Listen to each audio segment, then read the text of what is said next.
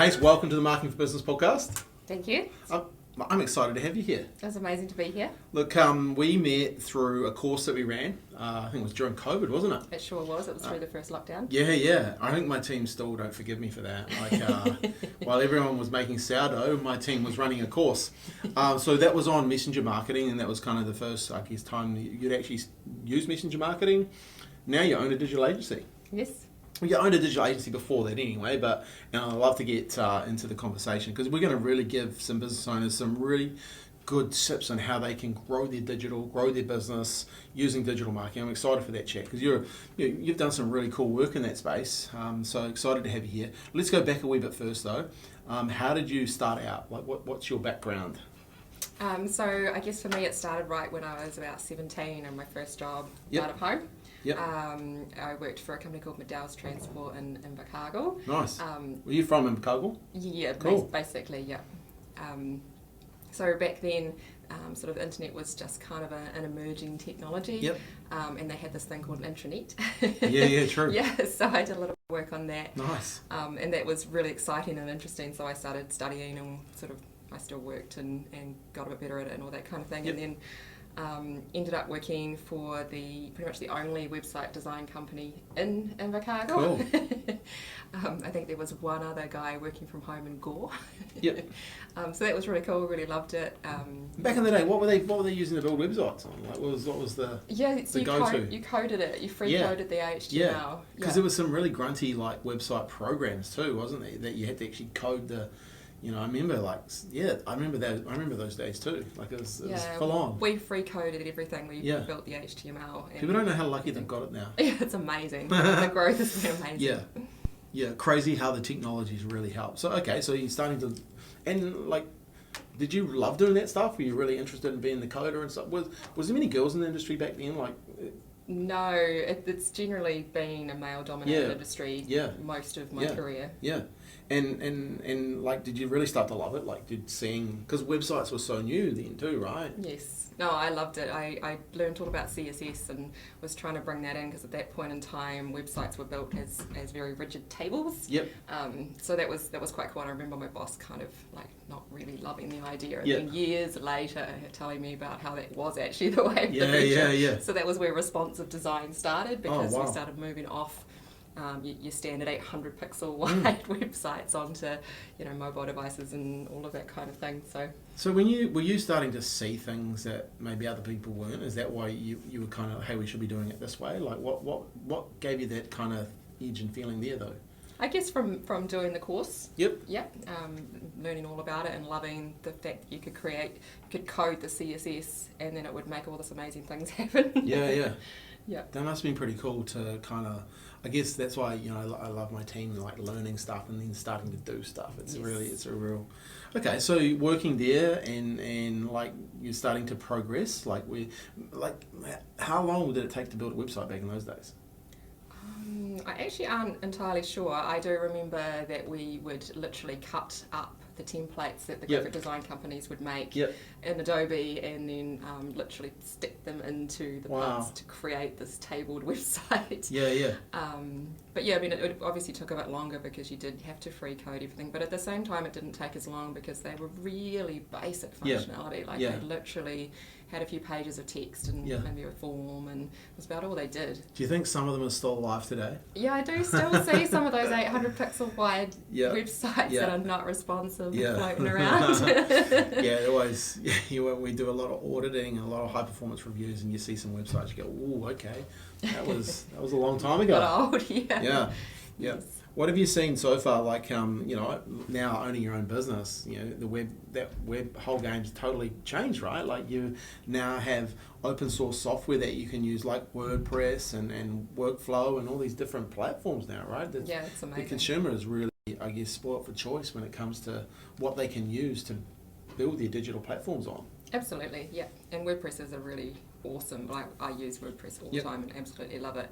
It's great because you can also build in all the technical side, and because it's open source, you can develop your own programs and apps and everything, and you've got the whole thing, so then companies can actually pick up and move, like hosting providers and everything. So it really does put the ball game back into the client's court. Yeah, so good, because like before, and like one of my bugbears was with websites is people were using technology that was kind of gated, right? So if you wanted to make a change, then they would charge like thousands of dollars to do those changes, and it's like because they had and some of them still do this. They have the software that only they can access, and it's like the world's changed from that, but people are still doing it, right? Yeah, absolutely. Some people still believe they own the website too, even though the client's paid for it. I still don't really get that and how they. But anyway, we won't go down that rabbit hole. Hey, so okay, so you're 17 in Invercargill, starting to grow, learn more, doing courses.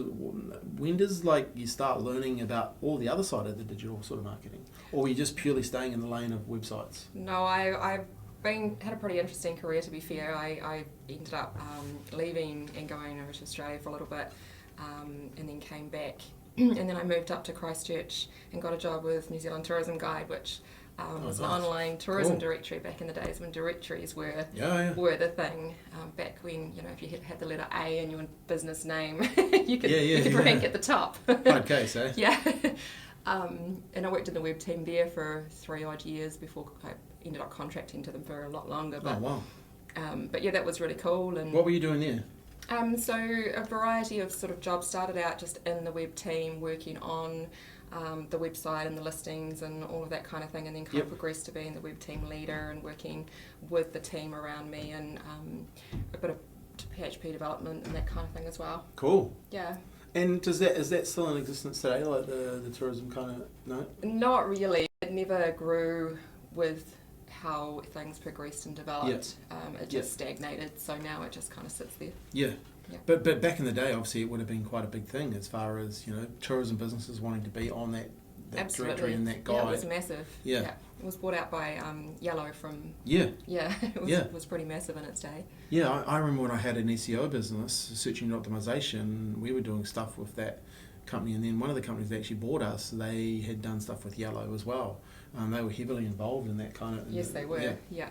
Yeah, interesting times how it's all evolved, right? So what were you learning back then though? Like, what were you thinking? Okay, like this is, were you learning on the job? Were you using your skills to do other stuff? You're obviously going up the ranks in the business. Yeah, learned a lot of pretty cool stuff. I loved doing the PHP development, but honestly, sometimes you just got to find a lane and stick in it rather than... So PHP development, what is that really? Like PHP coding to so the New Zealand Tourism Guide Backend was its own unique software. It wasn't built in anything in particular, so it always needed changes and enhancements and all that kind of thing. So. And you would update that in the back end? Yeah. So a number needs to be updated or some pictures needs to be updated, you'd code that all in the back? Yeah, so that's more of a design level kind of stuff. So I would absolutely do all of that as well, but that's more like a website designer's job rather than the developer. The PHP developer is the one that actually codes if you want the website to do something different. Ah, right, cool. Yeah. Because I know a lot of people are not that technical here, so let's give an example, say on a website, how would that play out? How would you know that you've got that on your website? So I guess from the New Zealand Tourism Guide perspective, it was a listing directory. So for example, if we went, well, we want the listings to, you know, show in a different way or have different functionality or... So if someone paid more money, would they get a different look and feel and a functionality? I don't think we so much had per client options to really change the software, because obviously there's quite a lot of cost that goes into changing software. But yeah, absolutely, if you know, we came up with an idea and we actually managed to get it across the line, which was always hard. Being able to then create that functionality, I was one of the people to work on that. And, okay, so your skills obviously really in that whole development side, right? Yes, very cool. Yes. That is very cool. And learned a lot about SEO as well. I remember it was the first time I'd really kind of gotten into that space, and at that point in time, whoever had been doing it before me, it was just keyword spamming and like words that weren't even relevant to. And we would have like sections on the website that just had lots of keywords, like at the top of the website. That was a thing back in the day. It was a thing, yeah. Oh, trust me. Yeah. 2000s. Oh, that was the rage. You can't do that nowadays. Mind you, we've done some high performance audits recently, and we've seen that happening in Google business listings and stuff like that. There's still some stuff. People are getting jobs done from overseas, and people do some dodgy stuff. which is not great. Okay, so you're growing online tourism. When do you start to think, hey, okay, I'm just going to do my own thing, or are you working for someone else? So from there I actually moved to Australia again. You obviously like Australia. I worked doing tree work for about a year. Oh wow! As like a labourer for arborists and stuff. So it was a very big change. Came back here and did it for a while as well. I love being outside in the environment, but honestly, it's a lot of hard work. It's called labouring for a reason. Especially in the hot. Absolutely. So then started working, for myself, and then I was also working back still to New Zealand Tourism Guide for quite a few years. So you contracted back to them? Yeah. Cool. And started sort of working just smaller hours, had young kids and that kind of thing. So it was just a small side business for quite a long time. Yeah. So, but it allowed you to be a mum and then grow the business, right? Yeah. That's pretty cool. Yeah. And so contracting back to them, were you basically doing what you were doing before, but just... lots of like SEO work for them at that point, Yep, so SEO for people, we'll explain what SEO is, because, like we've got business owners here that are used to the whacking and cracking of their daily lives, but, digital can be a wee bit technical, so what's SEO?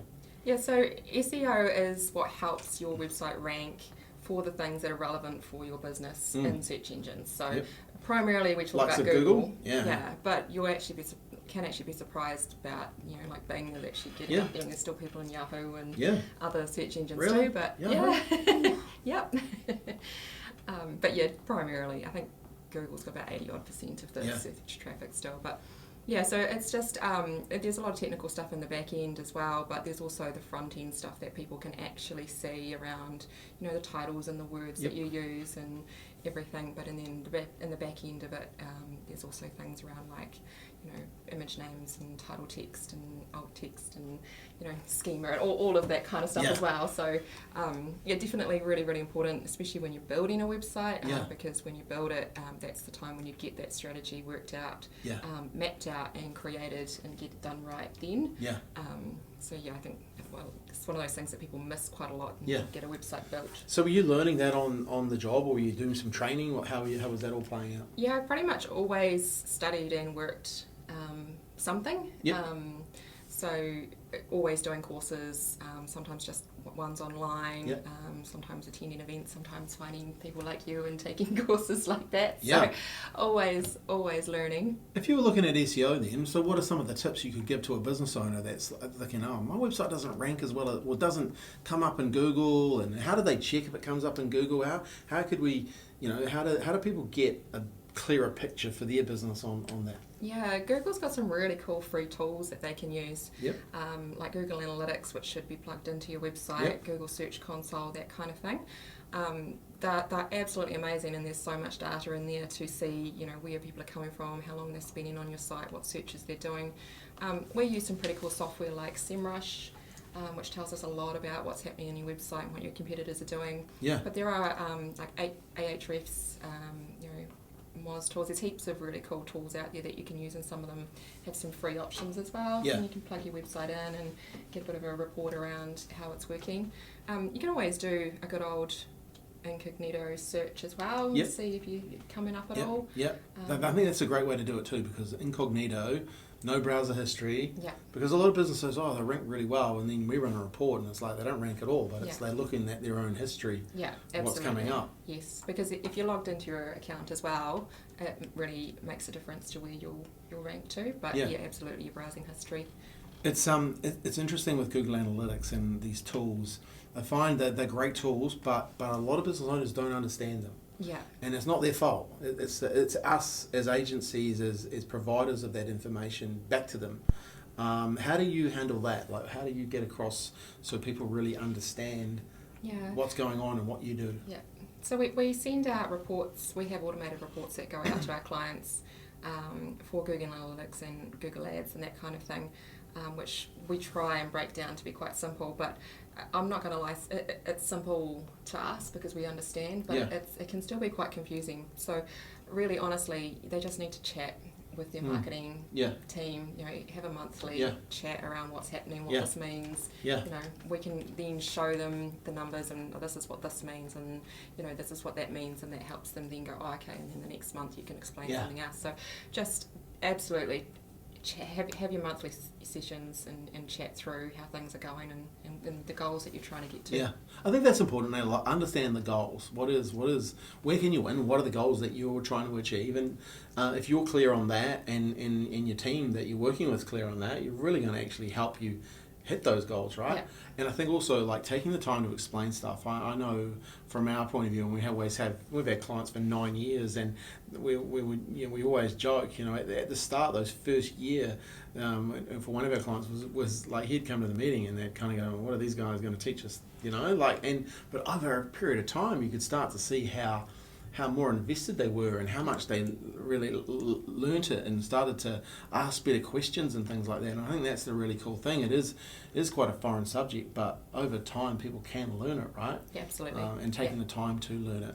I think also with search engine optimization, it really the amount of business you can get from it. Like we get leads every week because of our efforts there, and I think everyone's doing social media or phoning and all that sort of stuff. I'd really believe the spending the time in helping a website rank, because people spend a lot of money on websites, right? Absolutely. And then it's kind of like build it and they will come, but it doesn't happen unless you actually put the behind the scenes work in to actually get it there. Yeah, I love Google. I'm a complete Google girl. Yeah. So that's why I was surprised you brought up Bing. Well, it's the same. Or Yahoo. It's the same idea, though. Yeah, people go looking for something, a product, a service, something. They're looking for it. They're already halfway there. So all our job as a marketer or as a business owner is to get your product or service in front of them and then be able to convert them from there. So, other things like social media is amazing and should absolutely be part of your marketing strategy, but they're not actually physically looking for you. No. That you're hoping that you can spark interest and build relevance and brand awareness and all that kind of thing. But in Google or search engines, they are looking for your service. So why wouldn't you want to be there? Yeah. The intent is totally different, right? Yes. And that's the big thing, like the intent. People are actually actively searching. Yes. They want an answer. They want someone to be able to do business with. Yes. So important that, and I think now also, and I'd be interesting to hear your thoughts on this, now that we are become more of a mobile generation, that's become even more important, right? Yes. Yeah, and lots of searching online. Probably more, my thoughts would be more information gathering happening on your phone. I'm a big one for sitting on my phone at night learning about stuff, looking things up. Yep. And I'll often be more of an action taker on my computer. Yep. But then, younger generation is a bit different as well, and lots of younger people actually go onto social media looking for things now. Yeah. So it is important to go with what's changing, but still, the billions of searches on Google and search engines is still there. Yeah, and I think also you have to look at, okay, well, who are my ideal clients and where are they hanging out? And if you deal with different clients or different sectors of clients or customers, if you're dealing with maybe say 35 to 40 and over, and how are they interacting versus the younger people that, as you say, will be searching the likes of TikTok or Instagram and stuff like that. I think also it's really interesting, and I think I always say to clients, watch how people are searching. Yeah. Because my son will search for stuff, he'll just talk to the phone. Yes. And he doesn't type. So how does that even play out now, right? Yeah. So you've always got to be constantly looking and innovating. The thing is, it has gone digital, right? Yes. And to me, I think some businesses are still kind of stuck in that. I was talking to a big client yesterday. Big client. We help they're a retailer. We help the wholesaler, and now the retailer's waking up because of the work we've done with the wholesaler. They want to get involved, and they're a big player in the market, but they don't use digital. Wow. and it's like, wow, now they're going, we'd love to use digital, and they put their toe in. They're using a big media company, and it's not going as well because the big media company is good at doing big media stuff, not the digital stuff. And it's really interesting to see, you think, I can just, more and more businesses are coming into that digital space now. Yeah. So that's going to lead to being more competitive, right? Are you starting to see that as well? Like more businesses are starting to invest in the digital space?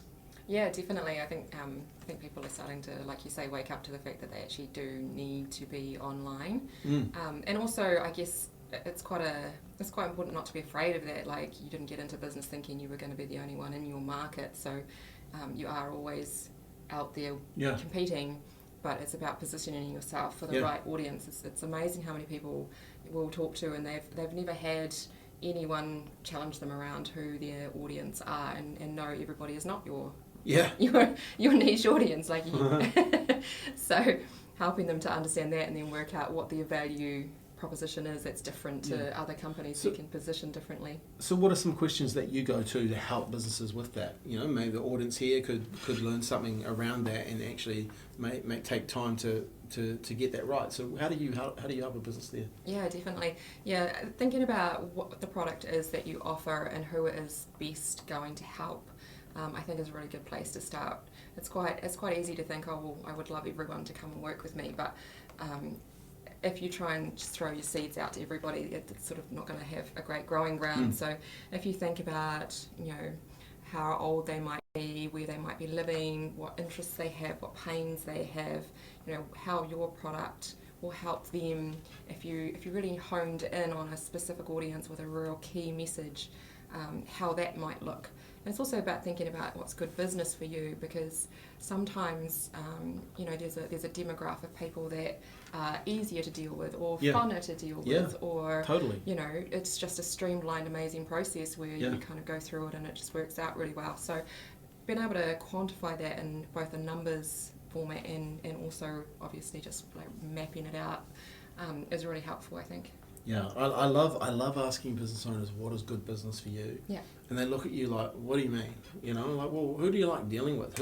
Who when they come in the door, that's a great client to have, and you actually make some money, and you enjoy the process, because, you know, sometimes you end up doing business with people that are not like that, right? And it can be a real chore. Like, what is good business? You know, what's profitable business? Yeah. You know, so getting that down is key, and I guess, you know, at the same time is really understanding the who, you know, the who they are, where they are, and how you help them, you know, and why they should do business with you. You know, I think it's a really thing people need to ask those questions, because it's getting so competitive, right? Yeah.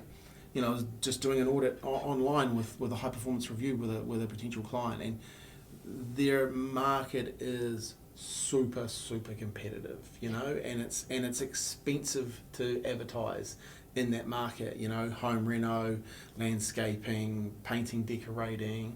There's so many of them, right? Like, if you don't actually hone in on that person that you want to talk to and have that right message and solve those problems, you'll spend money and you'll wonder why you're missing the mark, right? Yeah. It's one of those things that not many people will do. Most people go to the tactic, right? Yeah. Without doing the strategy thinking first. Yes. How do you combat that when you're talking to business owners? Just lots of conversation and trying to help educate them around. You know, you start asking these questions and you see the look on their face and they're like, I don't know. They've never been asked, they've never thought about it before. Yeah. And then also thinking about, when you do get to those tactics, it's not just don't just do one thing. Think about how that whole journey looks. For example, you know, if you're going to do paid ads, think about how that journey might look for the customer. Maybe they're looking online on Google first, but they may not take an action straight away. So then maybe remarketing back to them on Facebook so that you can get in front of them again in another way. Okay, let's just go through that, because that's a really good and important thing. So looking at, and we'll talk about remarketing and we'll explain that, because I think that's a really important thing. So actually thinking about, okay, you've got customer here at point A, and you want them to go to point B, which has become your customer, but there's a whole bunch of different things in between. And like you're saying, sort of mapping that out and being really clear of how they end up becoming at B. So let's just say they see an ad and they go to your website, but the phone rings and they go somewhere else. What's remarketing, and how does that all work? Yeah, so long as you've got all your tracking and everything set up right at the first, which you must absolutely do. So that's the key to start before you start marketing. Yeah. Set up your tracking. Use Google Analytics, use Google Search Console, set everything up in the background. Yeah, absolutely. And then when they go to somewhere like Facebook or Instagram, then the tags in the background that nobody knows or can see will go, okay, well, this is the person that's seeing your ad, so then you can show them the ad again in a different format. It's quite visual. You can give them different messaging, you can show them videos, you can show them products, you can show them all sorts of things, and then you can then use that then to try and get them to follow your page, or maybe you might want them to sign up to a mailing list, and then that journey might become now on the mailing list, how do you look after them, and then also I think it's really important, Scott, that you don't forget after B, like B isn't the end. Totally. How do you look after that customer? Look at during the before, during and after experience, right? Break that down. I think it's really interesting though, because most if you got to think about the journey, right? You've got to and so one thing I always say to clients is, how do you buy stuff? Think about that. So you're going to be buying something, right? How do you get influenced to buy something, right? Like, how do you want to buy something? How could you create that experience for you? And what have you seen that's good that you could be then using in your marketing? And I think sometimes, I always say to people, especially if we're doing a review, right, give me your credit card. And they're like, what for? And I said, we're going to buy something. Have you bought something from your own website? Most people have never bought something, so, Yes. Did that with a client recently. We didn't actually buy anything, but we went through the process and I explained so many things along the way, and it was so interesting seeing how they've never actually used their own website before. But expect someone else to come along and use it, right? I think it's really important that you get clear on why people should buy too. Yes. And that comes from that then helps that journey, right? Because we all know people are busy, and we all know people, they don't want to be, sold. They want to buy to some degree. So how do we make it nice for them and give them reasons why they should come back and buy? Because I think, some people, as I always say, there's quality people and quantity people. Some person needs to see one thing, some people need to see 8, 9, 10 things, and your job is to do all of that, right? And not judge people. I really like the journey. I really like thinking about the journey. That's a great a framework that people could really go through. What else do people need to know in that whole space? So remarketing allows you to stay top of mind again. Is that? Yeah. Absolutely. Yeah.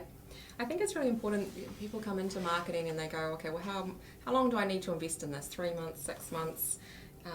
I think marketing takes a long time, because it's not just, people aren't always ready to buy today, and if they don't know your product or service, then there's no trust, there's no rapport. It takes time, it takes machine learning, it takes human learning, it takes testing and measuring, and then thinking about the fact that it's not always, that B goal, sometimes there's some other goals along the way that can be great wins too. Sure, you want them to buy your products, but maybe if you can get them to follow you on socials or sign up to your mailing list or that kind of thing, then that can be a secondary goal that then you can nurture the journey to then become, customers at point B. So understanding that it takes time, I think, is really key. And being committed, as committed as we are as marketers, to try and make it work. And then also making sure that you provide back information on how it's going. Sometimes, we can run campaigns and we think they're going smashingly well because there's just so many great leads coming through, or look like great leads. But if they're not converting at the other end, then, that's things that they need to relay back. So then you can work out, how do you adjust the campaign to find those more quality leads, or what is it that's falling over at the other end that's not converting them? Is there a part of a sales process or something that's missing, or I was invited to go on a call this morning with a big media company, and there was a reporting of a campaign that they'd done, and the leads weren't that good, and they kind of want to get an understanding of why the company that's been doing the lead generation, why that wasn't that good. So it was kind of interesting to hear. It was interesting to hear the language. It felt a bit awkward because I'm kind of auditing them, but at the same time, it was a good conversation that they were having, and it was a good conversation they were having with their provider, because at the end of the day, sometimes you just have to learn about the market, right? And you have to get better, and the only way to get better is to actually pull things apart and go, okay, well, they were actually not very good leads, and that can be where the audience isn't being worked out right, you know, you're actually not marketing to the right people, or maybe the message isn't right, you're not marketing with a message that aligns with the audience you're trying to get to. I mean, a really, really simple kind of way of showing it might be, you know, if you are a real estate agent, for example, and you love dogs, then showing pictures of you with dogs can help people that have dogs who want to sell their property kind of go, oh, that's cool, you know, I align with that. So it's a really, really, really simple way of kind of visualizing how you can tailor your marketing message to the audience you're trying to get to help them connect. Because there's so much information out there, so many businesses, they're all competing for the same spaces. How do you stand out? Well, I say it's about building, you know, like and trust, right? So to build known, you got to show your character. To build chemistry, what you were talking about there is to get, you know, people to like you. Well, how do you, you know, people who like dogs, right? So that's chemistry, you know, and demonstrating credibility is that trust, you know, and I think a lot of people, you know, don't do that. Or don't do enough of it, right? So they don't actually, you know, invest enough time in the market to actually get known, right? And I always say consistency, message plus frequency, reach to create relevancy, because the relevancy part is the most important. But sometimes you have to spend time to get that, you know. And I get it because, well, but also you need to understand the numbers, right? You just need to understand, okay, what am I prepared to pay to get a lead, and what am I prepared to pay to turn that lead into a client, you know, into a customer, and how much do I make from that customer? Because if I understand those numbers, one, I can say, yep, I'm going to use this marketing tactic or that marketing tactic, or I'm going to use all three because I know the volume of leads I get and how much money I'll make at the back. So it becomes a game of maths and science to some degree. And understanding, I think that initial period, the numbers might be a bit skewed in the higher end until you can kind of really hone in on that right audience and right message, and then, you know. Well, one of the big things we get really good at is if we see, and I learned this from going to the States, and I heard a guy talk about it, Ryan Dice, and he said, look, they used to have a lot of friction between the sales and the marketing team. So he ended up creating a growth team in his business.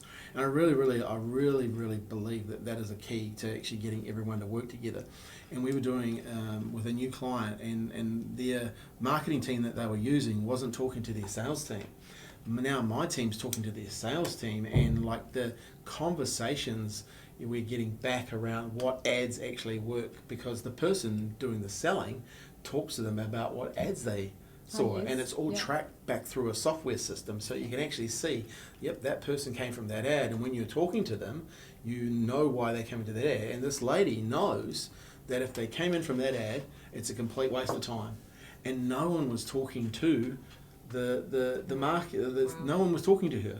And we were like, why would you not talk to her? Because she's the one with the information. She's the one with the real data. So I think, you know, making sure you have a growth team and you're working together is really, really important too, right? Absolutely, yeah. I'm always encouraging all our customers to make sure that they give us feedback on how they think it's going, whether it's going great or whether it's going bad. Like, tell us. You got to tell them. You got to, you definitely got to have that conversation, and you got to be willing, because it's the only way you get better. You know, and that's, I think, the frustration, and I think with the industry is a lot of people hide behind these reports, right? And there's no conversations happening between, hey, what's good business, and this worked really well, or this didn't work really well. And I think that's some of the things as you grow as a business owner. The interesting thing is you are the business owner, right? So you relate to the business owner. I'm the business owner. I relate to the business owner. They want to have conversations about business, right? And the more conversations you can have like that, the better, right? And sometimes they don't, and that's really frustrating, because you know, if you can have those conversations, you can do such a better job for them. So please have those conversations. Too right. So you know, now owning your own business, and you're starting to get employees. How's it all going? Like, how's it for you? How's them? Like, your mindset obviously has changed over the years. Like, how have you kind of grasped the whole, you know, growing a business? You know. Yeah, it has been really exciting. Definitely think from a personal level, having kids kind of definitely put the handbrake on. How many kids have you got? I've got 3. 3. You got 3 girls, eh? Yes. Nice. But they're all at school now, so it makes it a lot easier. So I mean, I think one of the biggest pivotal things was definitely meeting you. It's been amazing. Lots of great support and making me think outside of the things that you kind of hold yourself back with. Yeah. Well, mindset, right? Yeah. And that's, Yeah. you know, but you've been working on that, right? Because I really believe, you know, the more you can engage your mind in what you really want to achieve, and to some degree you have to be, you know, everyone has conversations going on inside their head, you know, and I learned a long time ago, you can either have negative or positive. And sometimes you do have negative thoughts, but you've got to quickly get out and focus on what you can do. And I think that's some of the things that we've kind of worked on, right? You know, like that you can do this, you know, and also one thing I think with Way, what you've realised, Anna, is you actually have value in the market. And for probably a period of time you didn't really value that, you know, but you're actually getting really good results for clients, so you should actually have a value in the marketplace. You're not competing with, you know, the lower end, I say, but when you know, overseas outsourcing and all that sort of stuff, you know, there's cheap, and cheap should deal with cheap people. No, honestly, because that you'll never change the mind of the cheap people, right? They just want cheap, you know, and there's definitely a different market of business owner that wants to grow and wants to work with and partner with people that know what they're doing. But to be fair, you've got to be paid for that worth. You know, people in the day are paying for your past, right? Like you've gone a long way from 17 to coding PHP to now, you know, you can run and look at campaigns and actually move the needle for business owners. So, you know, you should be paid for that, right? So that's that's a pretty cool thing to see and develop, you know. Absolutely, yes, definitely. Value is something I talk to my customers a lot about now as well. So it really was a great thing. And how do you really have that conversation with them? Like, what's your... So it's around thinking as you helped me. Like it's not a race to the bottom. Like you don't want to be competing to be the cheapest. No. You know, it's not always the great customer that lives down there. No. And then you can't invest in the business and invest in growth and invest in the products and services that you offer, because you're always just kind of just ticking over the needle. So in order to be able to give the best to customers, you actually have to be able to charge the value that you're giving. So I do have those conversations quite a bit with customers as well, helping them to kind of understand what value they're giving so that they can price for that. Even their pricing, right? Yes. Like what they're doing in the marketplace. Because you know, at the end of the day, if you're giving good service and you're providing something a little bit extra, you reserve the right to charge more, right? Yes. Because there's plenty of businesses that aren't, you know, that haven't thought about it and aren't thinking about it. And I think that's the cool thing when you start to have, I always say, you know, especially with marketing and understanding value, it's definitely about the mindset of a business owner and how are they growth focused. And you kind of get into a false economy sometimes thinking everyone, because you have a growth focused mindset that everyone does, but not everyone does. Yes. Which can, so that value piece is a big one. So what are some of the things that things that have gone wrong, you know, since you've been, you know, started owning your own business? Like, what are some of the things that you look back and go, oh man, you learned a lot from them? Some of the mistakes that you made. I think one of the biggest things I had to learn was around valuing the customer and really wanting to do the best for them. I guess sometimes you get into business because you're really good at something. So I was pretty good at websites and building them and doing the SEO and all of that kind of thing. And I guess the mindset adjustment from being in it to do websites to being in it to make magical things happen for customers was the mind shift. And I think once I kind of got that was when I really found the love for having my own business and growing it, because then you get excited because you're celebrating your clients' wins. You're not celebrating the fact that you got some money in or you made a website. You're excited because now you've done something that now they can, you know, grow their own business and start bringing in leads and doing all these exciting things. So absolute game changer. Yeah. When you can take that focus and that mindset, it's an absolute game changer. That, you know, like for us, we're completely the same. We are focused solely on celebrating the wins of the client. We will celebrate internally our wins, but it's the wins that no one else sees that we want to make sure people, our clients are winning, and that is a complete different way of thinking. So that is cool that you've realised that, right? Because it's a big thing, right? And it shows that you really care. And I think that's one of the cool things about business is when you deal with businesses that care and you care, I say to some clients, my team cares more than your team. Like we work with a lot of internal marketing teams, and I know some of them like don't care. Because I've been in the room with some of those conversations, and you can just tell they do not care. And my team probably cares more, and I can get the sense that your team does too, right? Yeah.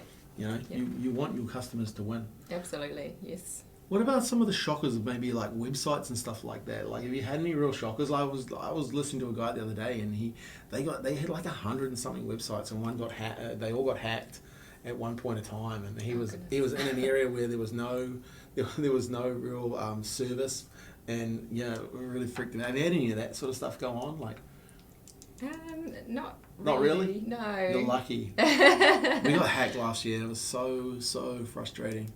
But we dealt with it, but really at the same time, some of these platforms, they're not geared up as much as they say they are. So you actually have to take your own precautions. And we thought we had with all the two-step and all that sort of stuff, but it wasn't good enough. And now we have a completely different system which is it's locked down, but you have to have that, right? It's absolutely. Security is really important. Yeah, definitely. Yeah. And don't believe what companies are telling you about that. Some of these big companies, it's all two-factor, and all that. No, it's rubbish. Yeah. People can hack it. So that was a worry. Okay, so what do you do from a mindset perspective? Like, what's your obviously, do you read books? Are you listening to podcasts? What do you do to keep your mind kind of going? And how do you keep up with trends as well? Yeah. So mindset's definitely something that you helped me with a lot as well. I definitely felt pretty busy. I remember coming to you one time and you'd said, tell me about your day, and then you said, I can give you 2 hours back in a day. And I went, okay. This is a great tip, by the way. Listen to this.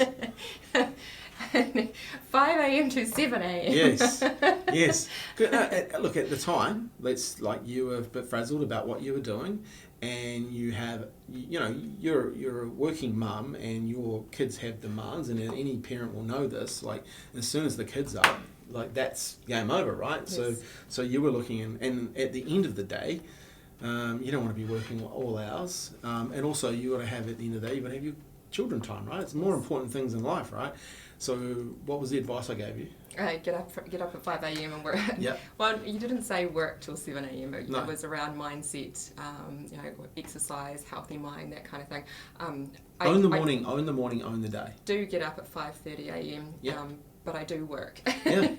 Oh, and look, that's a time that's your time, right? And I think if you did get up at 5 and had 30 minutes for yourself before you started doing work with clients, you'd go even better. But I think we talked about how to gamify getting up too. It was like setting your alarm and then setting it the next day a minute earlier. So I have done it in 15-minute increments. Over a period of time. And it gets easier. The thing I remember you coming back saying you did it and how much more you were getting done.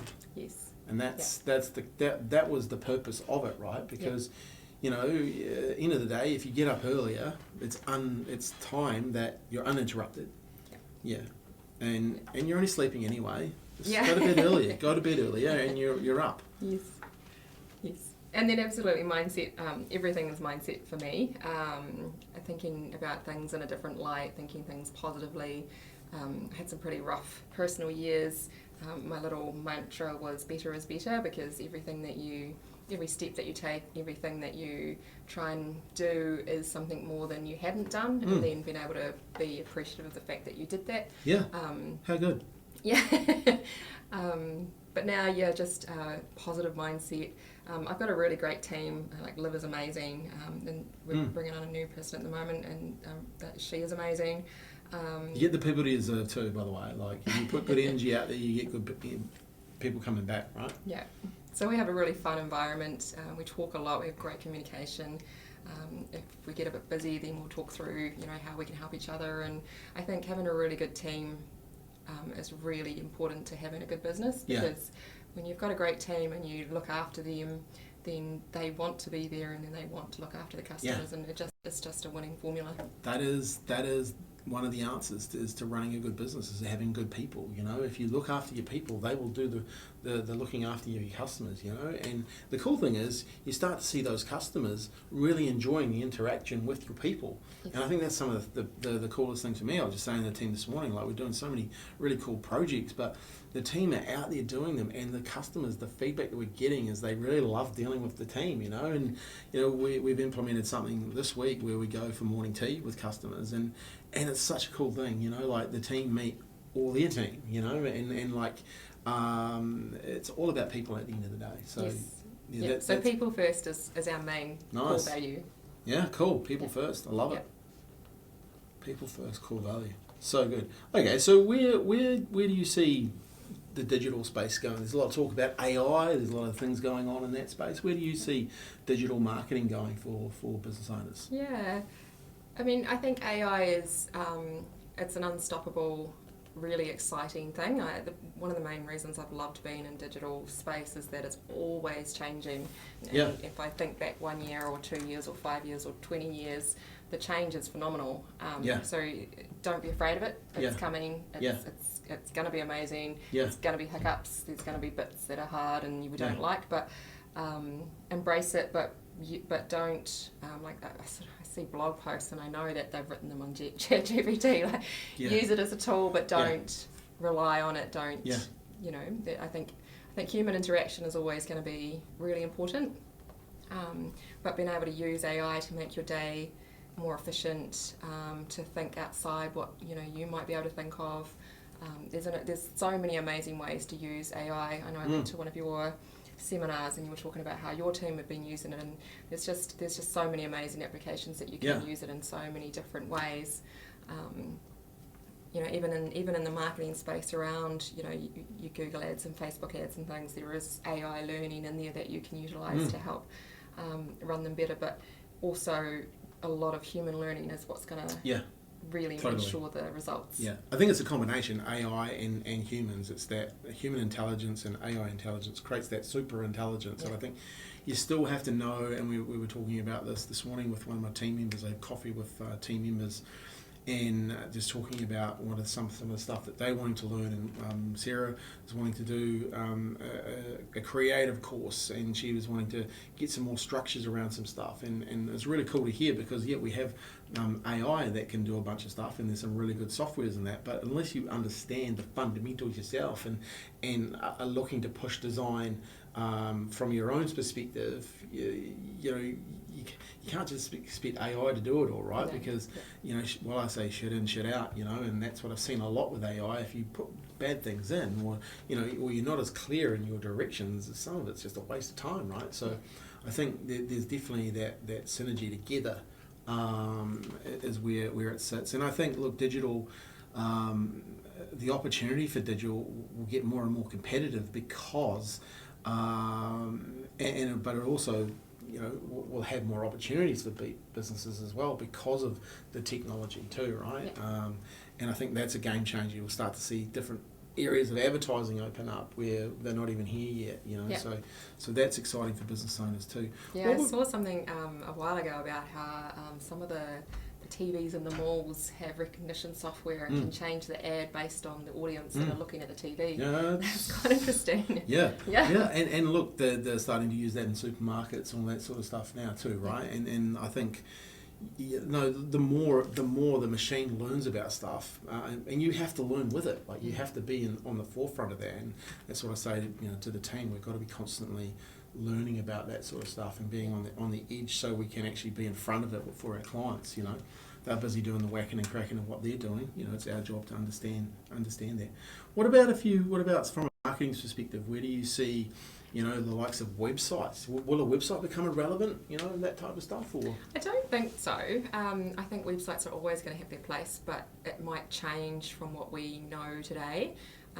There's been a lot of things that they've tried to sort of bring in and have died along the way, because I think having it's kind of like having your own shop, because it's a place where it's your own, it's unique. You make it everything that you want to show and give to people. So true. So I don't know that there's going to be a one size fits all kind of solution to to that. Yep. But it may, if we come back in 10 years, we may have quite a conversation. Yeah, completely different. Yeah. There's no internet. It's kind of interesting though, like when you look at the advancement of the internet. I remember back in the day when it was dial-up, you know, and the mum had to get off the phone so I could use the internet, and then like it was, completely different to what it is today. Like the explosion of mobile technology. Yeah, I remember DOS was my first thing I coded. Yeah, true, right? And like so I think if anything, I always talk to business owners about this, and you probably do too. Whatever you're doing, look through the lens of a mobile. Everyone is on their mobile phone, so how do we create that interaction on the mobile phone? And I think more and more that's probably where it's going, and I think even like you're starting to see the devices coming out now, the headsets and all that sort of stuff, and I think even more technology gets better and better then, where we get to a point where we can't actually distinguish from reality from that software. And look, that's technology's probably there, but it's not in the hardware as far as some of the glasses and all that sort of stuff. But I think that's will we actually need a mobile phone? That'll be the interesting side of things. So I think also though, like we'll have a job because business owners need help with that, Yeah, absolutely. And everything, you sort of, as a business owner and as a person, you grow with the changing technologies anyway. So like you'll know from back when you had your SEO company, and I know from my years of experience, everything changes, but it hasn't gone away. SEO hasn't gone away. No. It's just entirely different. Yeah, entirely different, right? Yeah, and that's the thing, like I know Dean's going over to a course in Australia next week for search engine optimization, and there's some fundamental things that are there, but there's some new stuff happening that really will move the needle, and to be across that. But you're right, like come back to keyword stuffing. You could easily do that. You could put a keyword-rich domain name and a couple of videos on YouTube, and you were ranking, the next day. Yeah. Like it's now do that. Well, it's pretty much near impossible unless it's a really obscure niche, right? Yeah. So yeah, I think times have changed. Hey, this has been a great conversation. I think we've nearly gone over 50 minutes. Is there anything you'd like to say?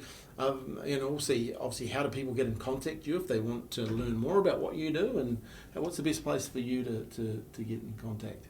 They could call me 021 557 941, or they could email me at innovatedigital.nz. Innovate Digital. So we're going to put all the details there and the links in the show notes. And what sort of clients do you like working with? What sort of? Yeah, love working with business owners and managers who appreciate the internet and the digital marketing space and understand that they can really grow their business, but they have to invest in their business in order for that to happen. And I guess one of the things that I've noticed over time is making sure that you've got trust in whoever you do hire and ask the right questions, so that your goals and visions align, and then you know that they're going to get what you're trying to achieve. They understand your vision and they're going to make it happen. So I think that's some really sage advice. Goals and visions align, because if they don't align, then there's always going to be friction there, right? Yep. So you got to work with someone that they've got your back and you're in safe hands. Yep. And as a provider, you want someone who's invested in it, right? And not only financially, but they actually want to give you the feedback. They want to help you as well, right? Yeah, because they're going to give over quite a lot of their money, so that you want them to understand that you're going to do the best for them with that money wherever it's going to be. And sometimes it's not what they think. Sometimes people think they want Facebook ads, but if that's not where their audience is, so the true, results right? they're trying to get, then sometimes it's better used somewhere else. So. Yeah, and it's your job as the expert and as the consultant and the advisor to tell them that, right? Yeah. And sometimes you have to have those tough conversations, but at the same time you've got to be prepared to test and measure as well, Absolutely. Right? Because maybe the market is there. Let's test it first. Yeah. So it's fascinating, and I think the more you can have those conversations, the better outcome for everyone. And I think that's as a you've grown your business and you've been in this game a long time, you kind of know some of those the things that people need help with now, which is really cool. And that's why you're starting to grow, and that's why you're starting to employ more people, is because you care, but also that you're you're dealing with the right people, and I think that's been a game changer for your business, right? Absolutely, definitely having the right customers that align with your own business. Yeah, and you learn over time who those right customers are too, and then how to not deal with the other people. Yeah. Because there's other people to deal with those other people, as I told you before. Yes. Hey Anna, this has been a great conversation. Any last thing you'd like to go through before we finish off? I think we've covered off some really cool things, and I just think it's been a great chat. Yeah, it's been amazing. Thank you very much for having me on. Awesome. Hey guys and girls, appreciate you listening to the Marketing for Business podcast. As always, one thing I'd love you to do is that share this episode. If you want, the way we can grow this community is just by sharing the podcast and having more people come in and download and listen to it. We've been getting some great feedback as always, and really appreciate everyone the feedback. And it's really cool to meet people coming in and doing high performance reviews that have listened to the podcast. So we love that, and we just love adding to value to the community. As always, make sure you have fun and take action.